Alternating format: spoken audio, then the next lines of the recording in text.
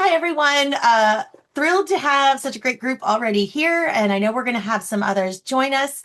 My name is Bobby Lauer, and I have the pleasure um, and just joy of serving as the president of Campus Compact. We are so excited for today's conversation, which is going to focus on citizen assemblies and thinking about what these assemblies can look like, particularly in partnership with our community college members and partners. I am joined today for this webinar with incredible colleagues, Holly Russin-Gilman, who is a fellow in the Political Reform Program at New America, and Jillian Youngblood, who is the Director of Deliberative Democracy with the National Civic League. Just to give everyone a quick sense of how we're going to use our time together, because we really want to center quite a bit of Q&A.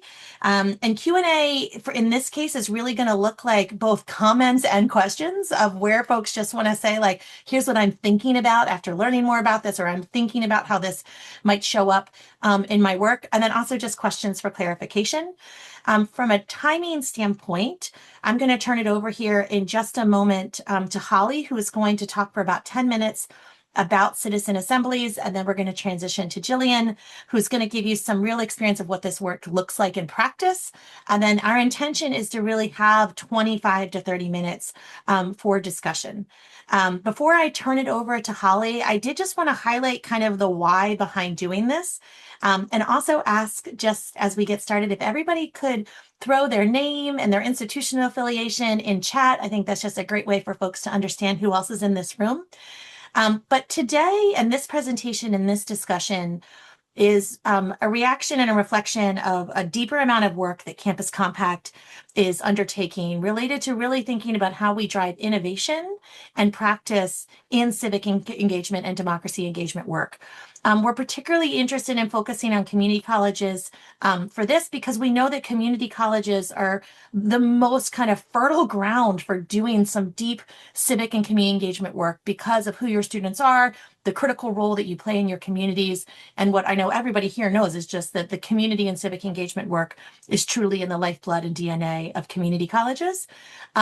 Campus Compact, I have a colleague with me on the call today, Matt Farley, who is our Senior Vice President for strategy at Compact. The two of us, but really I want to name under Matt's leadership, we're going to be boldly really thinking about all of this work and how we support campuses in even more dynamic and serious ways than we have been able to in the past, and what that might look like. So we're going to talk a little bit at the end with some kind of action steps about where we can go from here. But we really did curate this room, and we are thrilled. Kind of when Holly and I first talked, we said, what would success look like for this conversation? And we said, it'd be great to get 5 campuses who were really interested in this topic. And so to see the response and to see like what's showing up, you can see in the chat, we're really excited because, you know, we think there's so much power and opportunity to meet this moment around how our colleges and universities can be anchors around better local and responsive government and what it looks like to see this work in practice. So with that, I'm going to get out of the way and bring Holly up to talk about citizen assemblies before we have Jillian really bring it to life with some work and examples about what it can be on the ground. So thanks again for being here. Thrilled to have you all. Wonderful. Thank you so much to Bobby and Campus Compact. I see Matt and other colleagues. You know, we are so grateful to be doing this in partnership with you. A big thank you to Sarah, Elena, Olivia on the New America side, Jillian Youngblood, and to all of you, right? We are very sensitive that this is a tumultuous and volatile moment in the world. And we are so grateful to you to take a few minutes out of your day to really explore what is possible. So I'm going to share a brief deck, but this is really a session for all of you to learn and to explore. And a little, maybe just 2 seconds on New America. We're a DC-based think tank. I'm part of the political reform team, and I have the distinct honor to get to work with community leaders all around the country, inside and outside of local government, to think about what are new models of engagement. How do we re-engage people in democracy? How do we do it in inclusive, participatory, sustainable ways? How do we build that civic infrastructure into their day-to-day lives?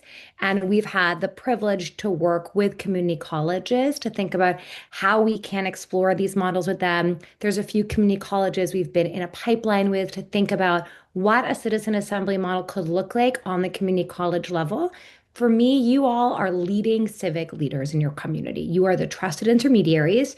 You are literally the people, places, and programs that people go for trust. And that is a huge opportunity in this moment because you are the civic anchors in your community. And so when you think about the trust, the credibility, the students, the legitimacy that you have in your community, and then you marry new opportunities for governance like citizen assemblies, which are very common in Europe and are gaining popularity in the US, there's the potential to mold these together to really build new civic muscles and new participatory forms of engagement. So I'm going to share a screen, which is always very daunting. If folks don't mind, it's great that you're doing that in the chat. If it's possible to change your name on the Zoom just to say name, comma, where you're coming from, that would be fantastic. But no worries if that's not possible. We are so happy to have so many people from all around the world here. So this is really exciting. So, as we sort of discussed all of this, a lot of gratitude to this group. We know your time is really valuable and we will try to make it worthwhile. So, what is collaborative governance? What are we even talking about? So, when I think of the broader umbrella of collaborative governance, I think about building hooks and levers between individuals and decision makers. And so, when we think about, for example, community colleges, collaborative governance could look like engaging students with administrators on a decision, for example. And we are tracking collaborative governance models all around the country. We'll share links to our website just to give you a little texture of what we're looking at and why we are here talking about this model called a citizen assembly. It's sort of on the broader category of mini publics, which is saying democracy is big and messy and complex. How do we break it down into the bite size, sort of the modern day polis, where you can see and hear your neighbor? So, how do you make democracy small so that people can be big? And how do you tie engagement into decision making? And in a citizen assembly, there is typically sortition, which is sort of civic lottery. And I just want to do a blanket statement in the beginning. On our team at New America, we are kind of agnostic on how these things get done in practice. I was just rereading some stuff this morning that under the broader category of civic juries, things can happen from 2 days to 18 days. It can be a one-off. It can happen a few times. And Jillian can share a little bit of on the ground of what they're doing. But, we're just showing you examples. But really what we're excited to do afterwards is work with all of you to see how these models make sense in your community. There's no right size fits all model. These are diagrams taken from Democracy Next. And we can also share the slides after, I should add. So this is sort of the before, the during, and the after, sort of running a civic lottery to get a representative sample of people to participate, really giving people material so they can engage in a topic in a way where they feel it's objective, they're gaining information, having trusted facilitators who reduce power imbalances, and come up with draft recommendations. So, a big part of this process is engaging people to come together with a very meaty question, a question where people can sort of feel like it's worthy of their time, but also something where they can add value. And that's where learning materials are really important. People come together to deliberate, draft recommendations, and then they turn it over to some kind of governing body. In the context of community colleges, that will typically be administrators, could be a mix of faculty, staff, that kind of a governing body. And so here's an example of an assembly that took place in Deschutes, Oregon. And this happened over 2 weekends. Again, like the time really has to depend on your community. And this was a really powerful citizen assembly around youth homelessness. And one of the things they did in this assembly is they oversampled for young people experiencing homelessness. And so, I sat in and watched some of these meetings, and what was really powerful was young people saying, this is the first time people have taken my voice seriously. This is the first time I feel like I have agency in decision making.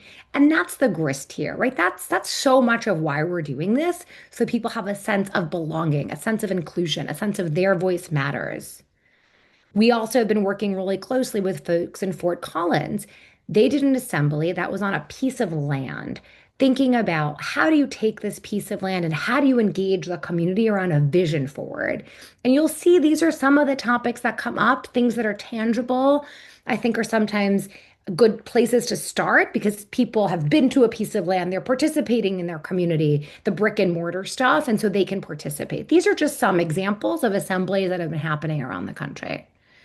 And, again, we don't want you to feel like you have to do one thing. You have to do what's best for your community, and we're here to help. That's sort of the top line of this whole conversation. And, when we think about this stuff, it's really about how do you build inclusive, equitable participation? How do you build civic trust?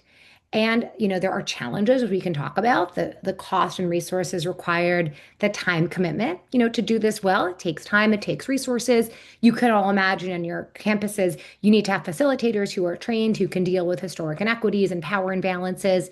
And you need to have some ability to follow up so that you maintain that legitimacy and transparency.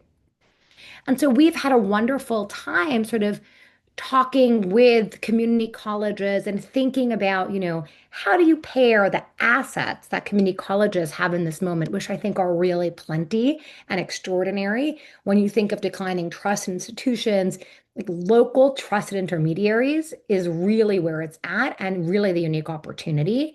And then how do you think about making an assembly happen and really take off at a community college?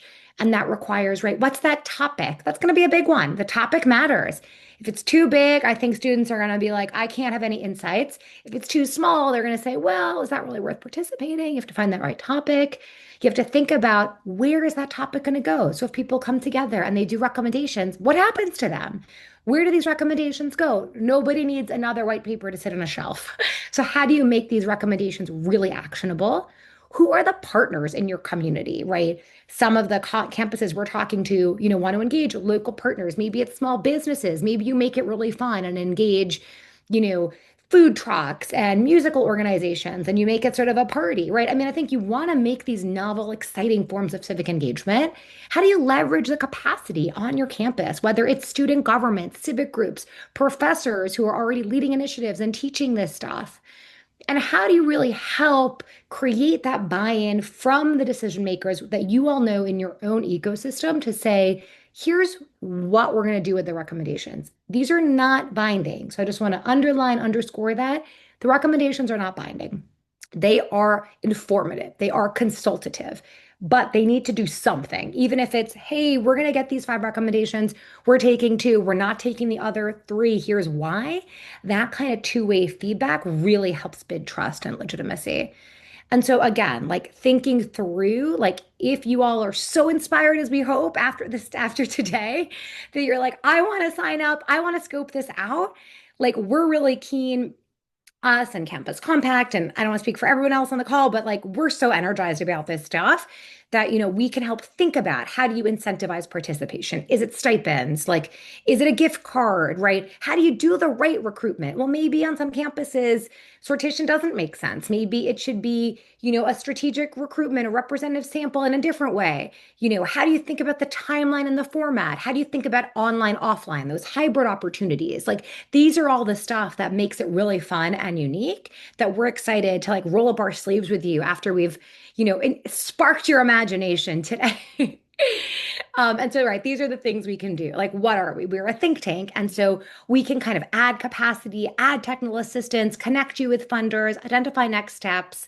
And we're sort of here to help. So, again, I'm going to pass it over to Jillian now. And then afterwards, I'm going to sort of open it up and moderate Q&A. We'll share a bunch of this stuff after, but I think these are kind of the phases of the assembly. It's that design, that execution, evaluation. How do you convene people, students in your community? And how do you really build towards some outcomes? So there's a lot more I could do, but in the interest of time, I'm going to take a pause and I'm going to turn it over to Jillian. Jillian, thank you so much for joining us. Amazing. Thank you so much for having me. Thank you, Holly, and thank you, Bobby, for opening up this conversation.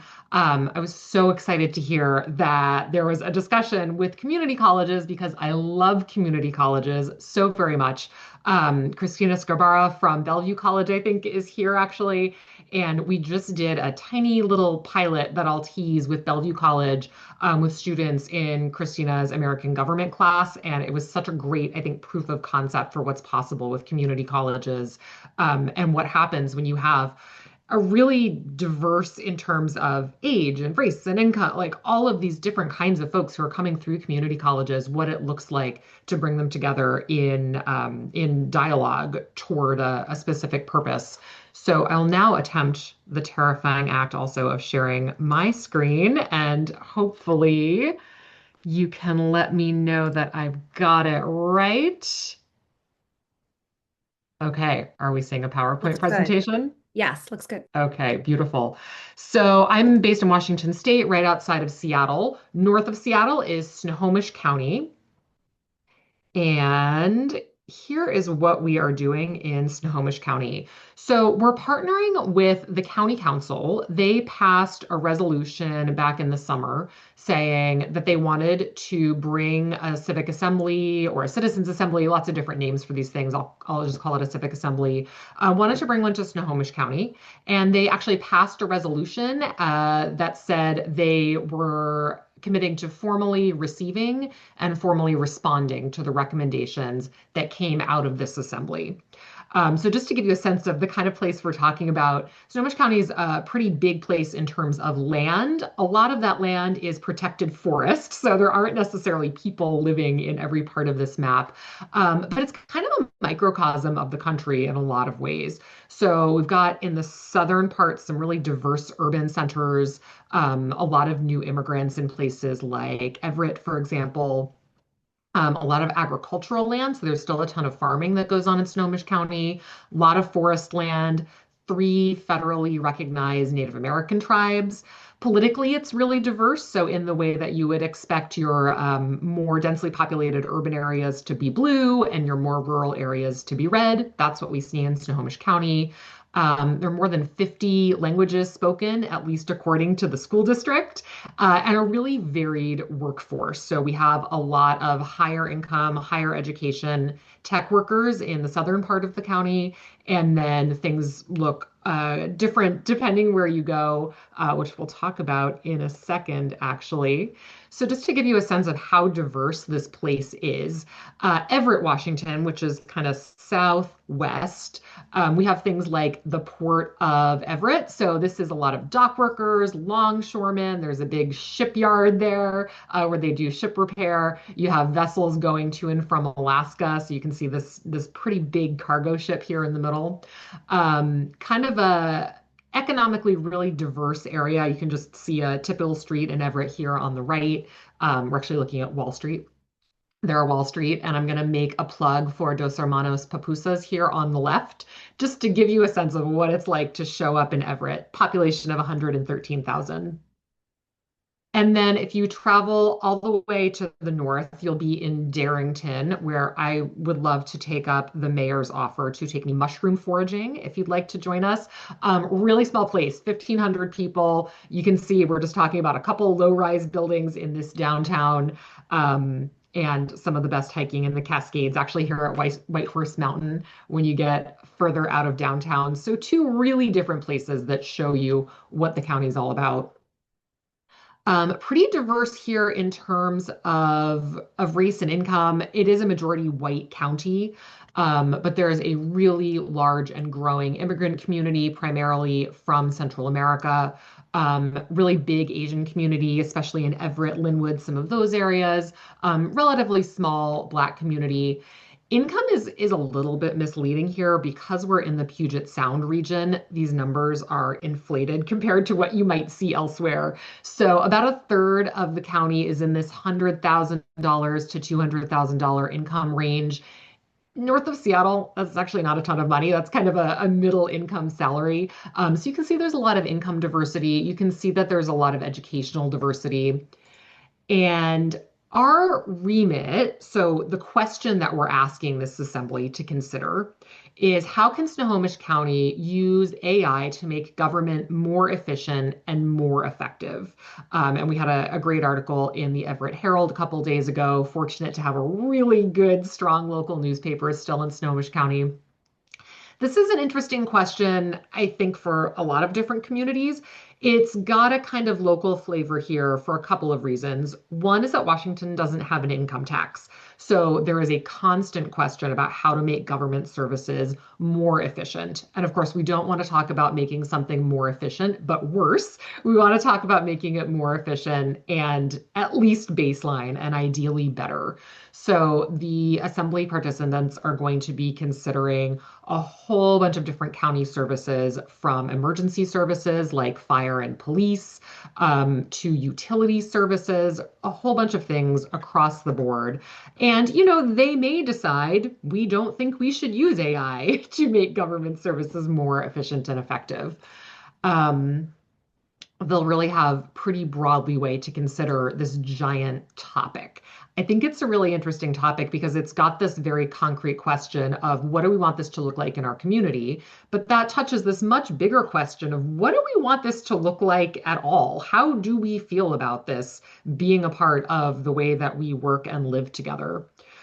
So some of the assets that I think we're working with in Snohomish are that we started off with a really great bipartisan interest in this kind of innovative public engagement and input. So we had two county commissioners, one is a Republican, one is a Democrat, and they had actually been traveling around the county doing what they called bipartisan town halls. And these were the kind of town halls that you're probably used to seeing. So you go to the library or the community center, wherever it is, on Wednesday at 6:30, and you get to ask your elected officials some questions, hear what they have to say. I thought it was cool that they were doing these together. And their goal was, this was a kind of post January 6th thing. Their goal is to demonstrate we want to work together and we're going to go out in the community and show what that looks like. So that was going well. When I got introduced to these two county commissioner, or sorry, I should say two county council members, they said it was great, but we still kind of got like 10, 12 people at these town halls, and we knew they were the same folks who always show up. So they were already interested in figuring out how to bring a much bigger, broader cross section of folks into the public discussion. So civic assemblies really solved a problem for them. Another community asset is that all the tech companies are here. So Seattle and Bellevue, and these are all just places that geographically touch Snohomish County. We have Google, we have Microsoft, we have Elon Musk's XAI, or whatever that company is called at this time. We have the Paul Allen Institute for Artificial Intelligence. Just a lot of the global experts on AI happen to live here. We have the University of Washington, which I think I'm correct in saying has more patents than any other university. So just a lot of community assets to draw on. The model for this is, as Holly said, there are a lot of models. In this case, Civic Genius is designing the assembly, and we're really running everything soup to nuts. So we'll be recruiting participants. We will be doing the sortition, which is selecting that random representative group of people to participate. We'll be facilitating the full conversation, bringing in all of those experts. That is not the only model by any means. We're running another assembly right now in Raleigh, North Carolina. And in that case, the city is doing a ton of that work. And we're working with the city to train their staff in places where they don't already have capacity to run assemblies ongoing. So I think that's another model that's really compelling as well.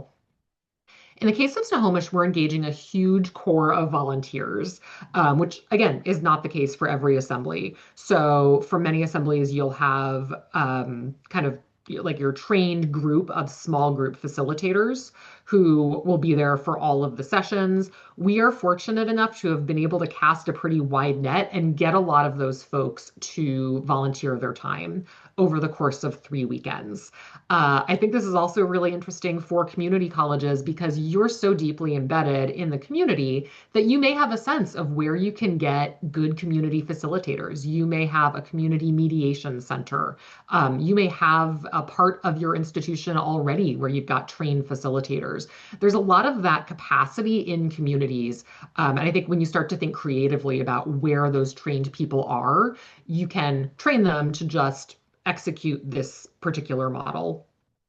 And I'll also just mention that we're working on design and also facilitation with FIDE North America, which is part of a global organization that is really expert in what assemblies look like around the world. Really quickly on the timeline, and I hope that Bobby or Holly will stop me if I'm going on for too long, just to give you a sense of, again, what this timeline can look like, but doesn't need to look like. We selected in partnership with the county council the issue in October. And I actually should say prior to this, it was June where the council passed that resolution publicly committing to the assembly. And it was probably 6 months before that that we had been talking to them and figuring out what this might look like and kind of getting buy-in from a lot of different stakeholders. So really this started in January of last year, selected the issue. We've been doing outreach to a really broad universe of community-based organizations, local foundations, elected officials, tech companies, social service providers, just starting to socialize what this whole thing is and answering people's questions on the front end about why it's worth participating in this process. 15,000 people are going to be getting letters any day now in the community. And it's a letter in the mail. We don't want people to throw it away. We want them to open it and respond and say, yes, I'd like to enter the lottery and potentially be selected to participate. So that'll be happening soon. We'll notify folks in March that they've been selected, and there will be a whole process of, can you still come? Do we need alternates? So that takes a little while. The assembly itself will be over 3 weekends, one in April, one in May, one in June. And then so I'm kind of bearing the lead. That's the whole assembly. Those 6 days, it'll be more than 40 hours of deliberation. And then I just kind of wanted to note there's this long component of implementation where you get the recommendations that come out of the assembly and then someone needs to actually do them. So we're also interested in this longer term piece of how do those recommendations actually get implemented, and does the implementation look like what the assembly expected? Is it in the spirit of their recommendations? And you know what? I'll stop there. I have a video to show you that this can actually be fun and not a miserable thing in the basement of a windowless government building. But I had problems with my audio earlier, so I'll spare you. Um, yeah, and I'll stop there. That's And great. I think I'm done sharing my screen. Yeah, and I'll Jillian, that pass was it on to you, fantastic. Holly. Thank you so much. And maybe we can share out the video link to folks. Absolutely. Um, that was amazing. And it's such an inspiration to see the work you've been doing and getting it off the ground. Right now, I invite folks, if they aren't available, if you're able to get on camera. And I think we'd love to see some of your reactions, get a sense, what opportunities do you see for your own campus and your own community with this model? How would you think about engaging students? And what are the roadblocks or challenges that maybe we could, help address and try to problem solve? And you can raise your hand, you could do a stack in the Zoom. We are at your disposal, but this is fantastic. Thank you all so much.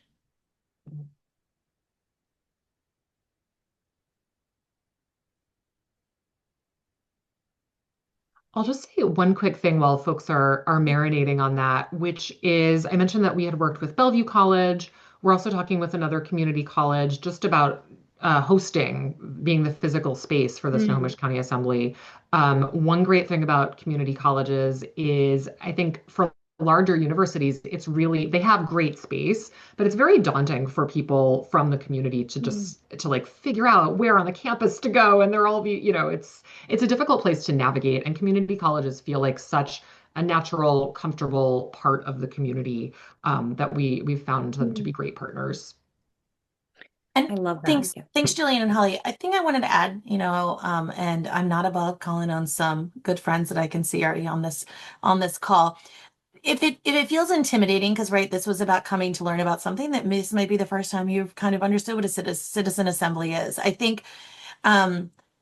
think to Holly, the questions that Holly raised are the really important ones, which is like, what might be opportunities for this? I would also say to think about it like, broadly in the space of what you're doing in civic engagement, right? And even in the roadblocks, we know that resources are really constrained. I mean, and that is particularly true at our community colleges. And so I just want to name, I think one of the things we're actively thinking about with New America at Compact is like, what would it take to support one of our colleges in doing this? And so I think like, even if this isn't the moment where you're signing on to do this, I think it's just to like, we are looking for some feedback. And I think the fourth question I would add in addition again, and I'm happy to like throw those in chat that what was just mentioned was what like how do you also see this fitting in with kind of your existing work? Like when you heard about this, where you're like, this actually sounds like this would be a good alignment to this thing that I'm doing with, this set of faculty or, this program that I'm running right now with a group of students, And then the other thing one is I do see a couple of our friends who are on this call who aren't at community colleges. And I would be curious if you want to share, like, are you thinking about this also from your own sort of positionality at your institution? Amanda, you happen to be right here on like in front of me with VCU.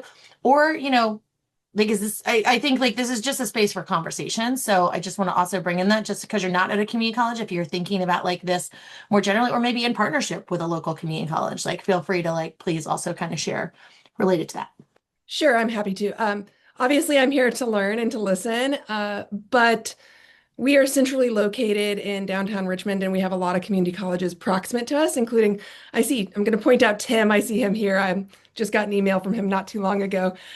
So I think that we are keen to support our community college partners in a larger community-wide project like this, whether that be providing resources or expertise. I think that this is a wonderful opportunity. I pointed to Tim earlier. He and I are coordinating putting on a public square debate, which isn't quite the same as a citizen assembly, but it's in a similar spirit.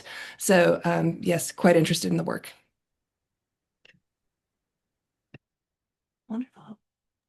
Yeah, I would just piggyback off of what Bobby said. Like, if there are existing things you're doing to engage students, could this like add creativity? Could this be like the next on-ramp in a way? Or maybe you're like, not really. And that's okay too, right? Like,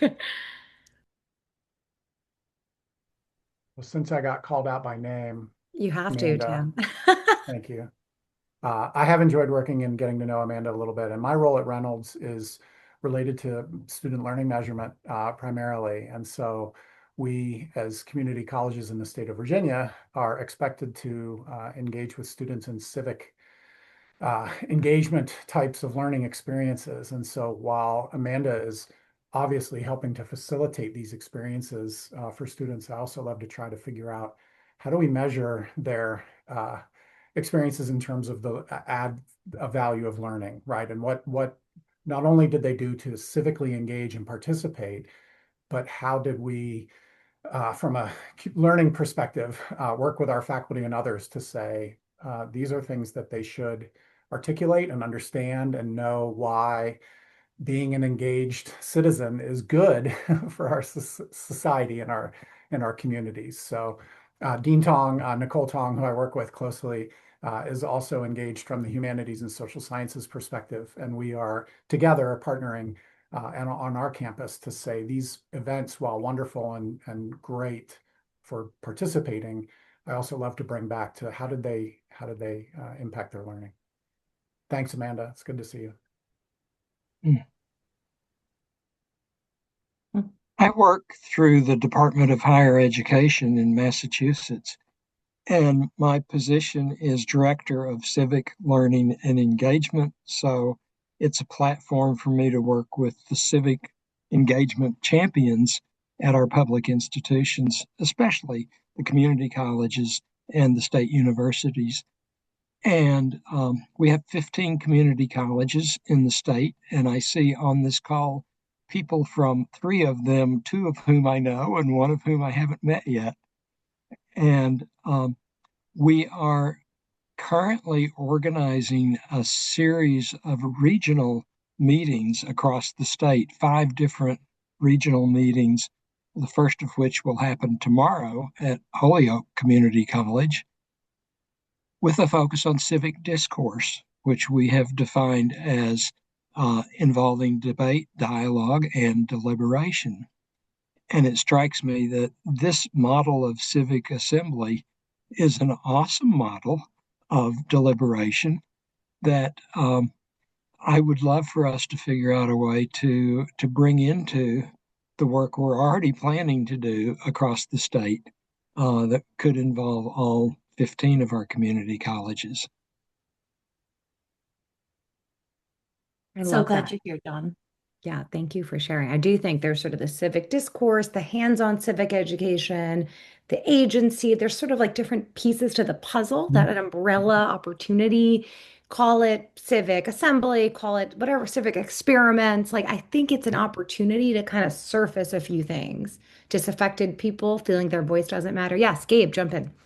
Yeah, thanks a lot. Gabe Essel, I'm from Wilbur Wright College. It's one of the 7 city colleges of Chicago. If you know Chicago, we're on the northwest side, kind of by the not terribly far from O'Hare. But anyway, my colleague, Professor Mayer, she's a poli-sci, just awesome colleague. We work closely with our Campus Compact chapter and Newman Fellow. We've had these deliberative dialogues, but I don't think we've opened them up to the community necessarily. They've been internal, um, and I think that that could really help the college make some further inroads into the community. I mean, we are connected to the community. We're a Carnegie. We've earned the Carnegie classification. We've got a lot of things to be proud of there. But I do think that the college as a community space at Wright could be better utilized. We've got a really good theater. We've got some other great facilities, and I really think that having those deliberative dialogues open to community members could really get some of those folks better connected to the college. Um, so yeah, we're excited about that. And one other program we had, I think Professor Mayer may have helped organize it. I can't quite remember. We had some local reps come on campus and encourage people to run for office, and we did it in conjunction with Women's History Month. So it was all women who either, we had like a state rep, somebody from a county office, somebody from a city office, and we kind of marketed it towards our female students, and that got a lot of good traction. But I also think something like that could work well for the community as well. It was good because it showed that running for office doesn't have to be a nefarious thing, right? It's something that your community members do, and it's a good way to get things done. It also, I think, made those folks more accessible to our students. So I'd like to see things like that. I think that's an area where we can really bridge with the community.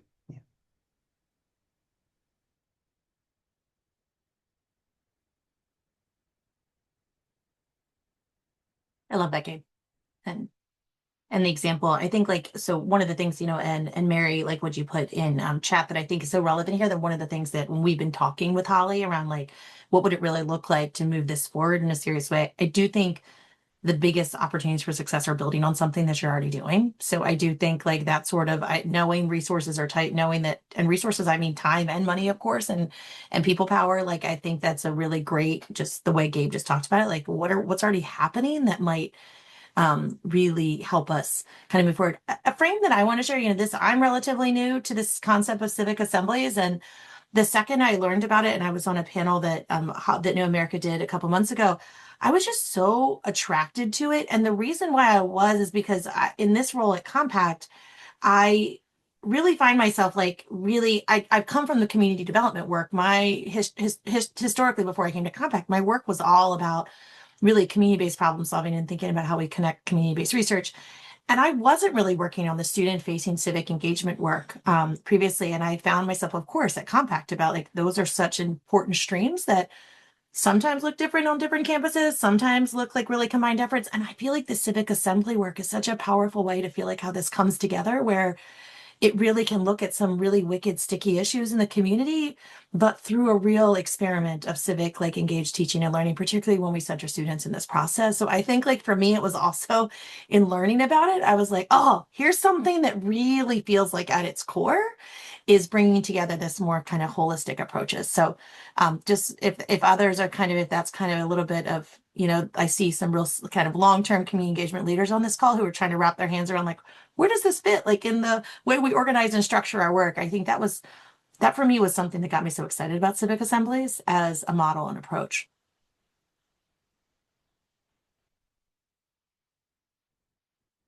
I'm going to boldly call on someone who's not probably expecting that because they don't have their camera on. But I see Lori is in this group. So Lori Moog has been like such a long time lead. So Lori, I apologize if you're actually not there. Oh, look, Lori might be coming on, I was ready to be afraid you called were on. going to do that. So the reason that I wanted to call on Lori is Lori has done incredible work at from Raritan Community College in New Jersey and with the field, but particularly through the lens of thinking about service learning as a pedagogy. And I guess I wanted Lori, I thought like I see some others here who I know that's the world that they're coming to this from. So I just wondered like what your reflections were, not to put you on the spot of what you're going to do, just what your reflections are hearing about this in being so steeped in service learning, kind of as a pedagogy and teaching. So, and thanks for the opportunity. Yeah, I'm actually, I'm not familiar with it, but in listening, and I did a little research prior to this call, I find it very exciting and very interesting. And as far as our college is concerned, I think one of the big assets that we have is we have very strong partnerships in the community. Both counties that we serve, Somerset and Huntingdon County, through our service learning program and through workforce and other areas of the college. So I think that is a very strong foundation to begin with. And I'm also kind of interested because just recently I started working with one of our very engaged, politically engaged students who is starting a project where he wants to collect information from our students about issues, community issues that are important to them, what's important to the community. And then he wanted to share that with the legislators in the local communities. And so he's already developed a form to collect that data from the students, and he's already been talking to legislators in certain districts. And then the question became, okay, so what do we do with this? Where does it go? Once the legislators are aware of this, how can they affect change? How can they do something to remedy what the student voice is saying? And this might be a way to do it. You know, this is like the next step where you bring the right people together once you know what the issues are. And in this case, we're starting with our students, what's important to them, who will be community members when they graduate. Because at community colleges, we know that the majority of them wind up staying locally as well, and they have that investment. So, you know, I actually am going to bring this to that person and have a further discussion because I see a connection here. And I agree with you. Start small, capitalize on what you have already, see where that goes, and then build on it instead of trying to recreate something very different and maybe potentially that doesn't work for you. Thanks for being a very generous recipient of being called on, Lori. Okay. Christina, I see you have your hand up. Yeah, so Jillian came to Bellevue College, which was great. So I'll just share like a couple of thoughts and things we talked about as well. One thing is that so in the US government classes, we have 90% plus of the students are actually upper level high school students because we have a running start program. And so they're taking US government for their high school graduation credits. So the good and the bad is that you can actually get students before they've ever even voted to get engaged in this process.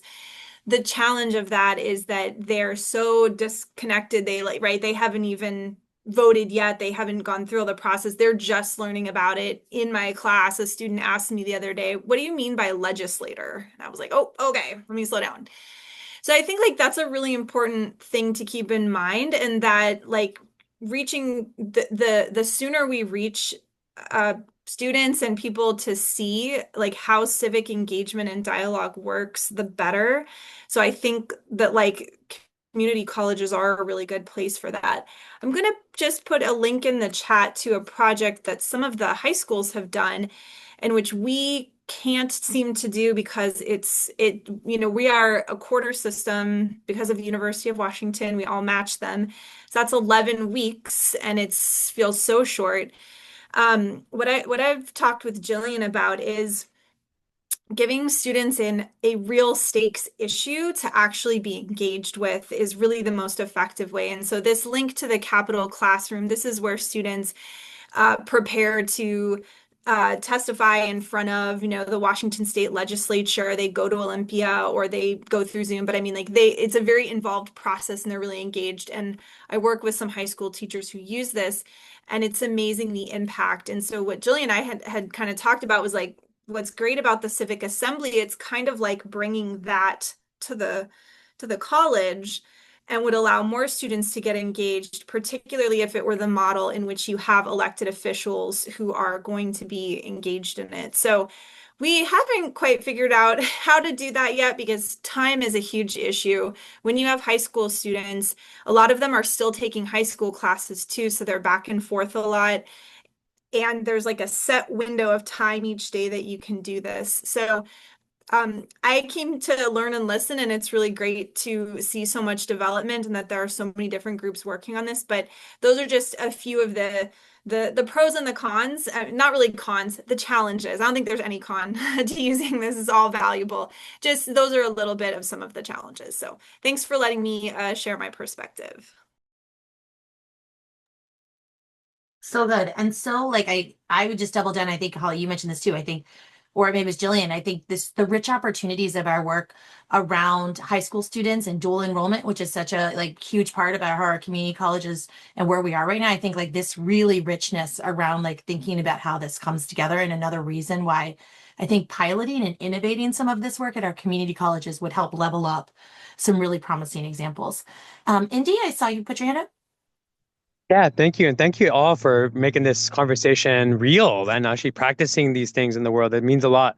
Um, I have a query for any of you, especially the leaders and those also seeking, but the folks who are kind of doing this, full on doing this, citizen assembly work and reimagining civic engagement. Have you guys integrated any ideas like donut economics, bioregional frameworks? For example, community colleges are bioregional, right? They're specific to the region they're in and the community. But integrating a system, like a system of thinking about economics being holistic, is bioregionally holistic, but socially and environmentally in such a way that the community college is actually improving the economy locally and also the ecology. And so actually setting themselves up for success, right, after they get out of community college.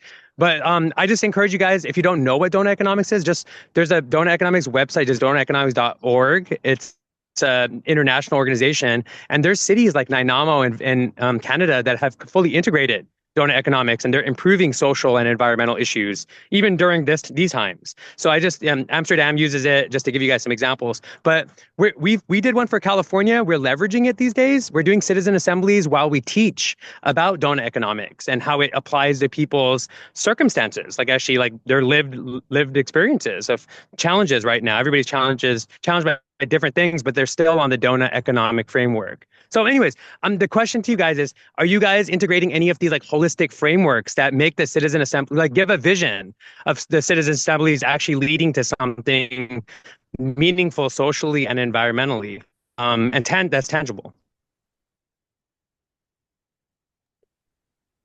Yeah, I can take a crack at that. I think the short answer is I don't know enough about donut economics to have a really good response to this.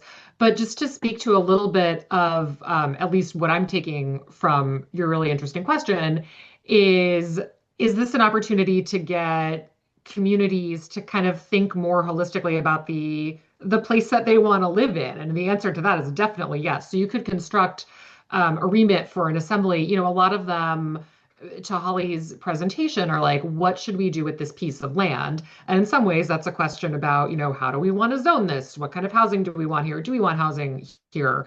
And that touches on all these much huger questions about what's the economic well-being of our community? Who's welcome here? Who do we say is welcome here and is actually welcome here?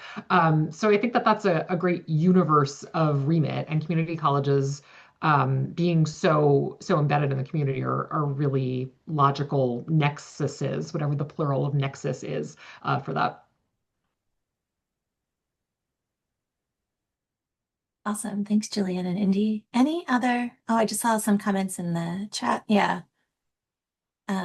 Rebecca is, such an important leader for us in so many ways. I'm sure, Rebecca, you're thinking about all the ways this connects up in the democracy inventory work and all that too. There's lots of potential connections here. One thing that oh, sorry. I was just gonna something Rebecca, you put like the both policy and infrastructure. I do think like I don't know that Holly, I mean the examples that you shared are so like I think they just open people's minds of what's possible here.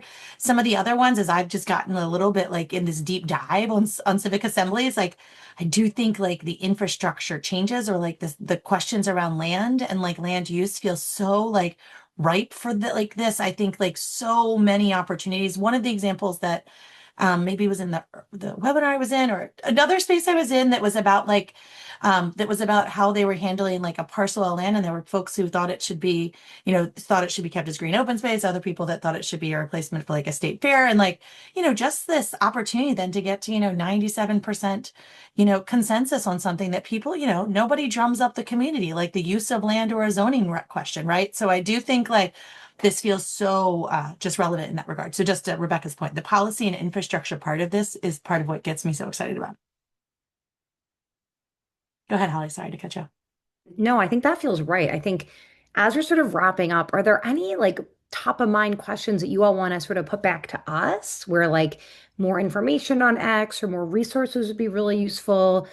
I agree with Bobby on land, things like where there, I think it's always about how do you marry a topic where people have some hyper local expertise. So you've seen participatory budgeting in the US be constrained to the brick and mortar projects, which I think makes a lot of sense because people are experts in their hyper local community. When we've begun our explorations with campuses, we hear things like accessibility, housing, community safety. Like there's a couple of themes that keep coming up, AI usage, like things that people are really thinking about that students feel like are affecting their day to day. So I think, you've listened to us for almost an hour and you've been so generous and gracious with your time. Are there any questions that you want us to take back on our end, either open threads or just, resources like, well, this all sounds great, but what about these 5 things you didn't get to? And feel free to put in the chat as well. And we'll be following up with opportunities as well. Wonderful. I think we can kind of see what comes through there. Appreciate that note, and thanks, Tim. We hope that this was useful. Just a very clear kind of what might come next is we are going to follow up with everyone who was registered. So I know some of you had colleagues that couldn't join us, and some that are here. We're going to share the recording. We'll work to get both the slide decks from Jillian and Holly to share. And then we are going to share like a form that we're going to, for just folks who want to raise their hand to say, I'm interested in learning more. You're not signing on any sort of dotted line to absolutely do this. But we are interested in exploring, might we create a cohort? Might we create a set of campuses that we're working with? Might there be a set of civic assembly fellows with Campus Compact in partnership with New America who are moving this work forward? I think one of the things that is evidence here that we know that we do need if we really want to do this work is we need more examples. We need more examples of what this can look like in settings so that other campuses then are able to be like, oh yeah, like I can see that. Like I can see that kind of construct in this sort of location. And so a big part of in our own interest is like to think about how we could scale something like this. We're interested in some folks who might be here today who might say, we would be interested in being one of those sites that would help to really with the right amount of support. And what does that support need to look like for you to get to do this effectively, to help learn together, and for that we can ultimately, I think, level up a set of kind of pilots and examples that we might be able to see this really spread. So that's where we are. So expect to hear back next week from everybody. From the team here between Jillian and Holly and myself and New America and Campus Compact. So thanks for, okay, it sounds like the cohort model would be great. Yes, it's good to hear right away. Thank you all so much for coming. Have a good rest of your day, a good rest of your February 5th, which is hard to believe. Thanks, Gabe. Thanks, everybody. Thanks so much.